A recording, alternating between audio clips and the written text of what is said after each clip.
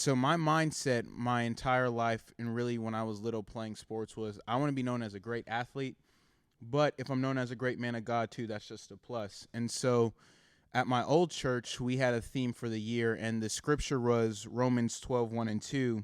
And what that says is, I appeal to you, therefore, brethren, by the mercies of God, to present your bodies as a living sacrifice, holy and acceptable to God, which is your spiritual worship. Do not be conformed to the things of this world, but be transformed by the renewal of your mind, that by testing you may discern what is the will of God and what is good and acceptable and perfect. And so I had understood that verse a little bit because we had been, this was going into the second semester of my third year of college, but going into it, I learned about it a little bit.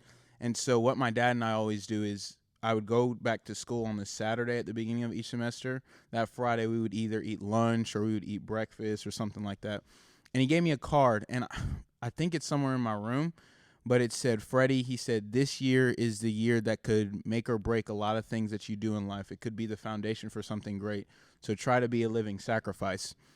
And so I spoke to him on a Friday. I spoke to him on a Friday morning. I'm trying to remember.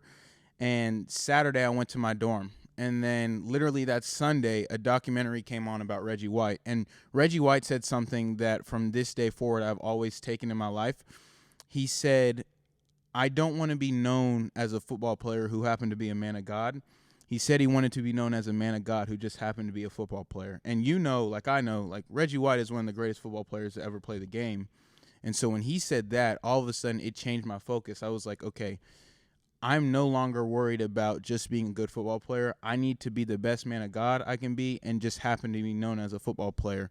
So from there on, my whole mindset changed. I learned that if I'm going to show people that Jesus Christ lives in me and I'm going to be a living sacrifice, I really have to separate myself from other people. So it didn't just apply in sports, but it helped in sports where when I was working out, I felt like I was working out harder. When I was running, I kid you not, I felt like I couldn't get tired.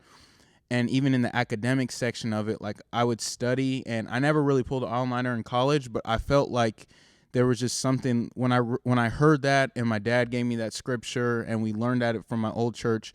I just felt like there was something different inside of me. So like academically, I would study and I would prepare more. And so from that perspective, I learned that being a living sacrifice is something that you do day in and day out, but it also allows you to separate yourself from everybody else. Because I think personally that you can read the Bible, you can know the Bible, but if you're just like everybody else, I think it's almost impossible to try to convince people of something that you have that you want them to have also. But if you're different, if you're the person making great grades, if you're the person exercising, if you're the person whose lifestyle is more structured and you just are different than the crowd, over time you'll see that people will be like, what makes you different than everybody else?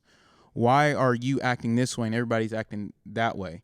And that always gives you leeway and gives you an in into the conversation of telling them about the gospel of Jesus Christ. So yeah, so football in that moment really changed how I viewed being a living sacrifice.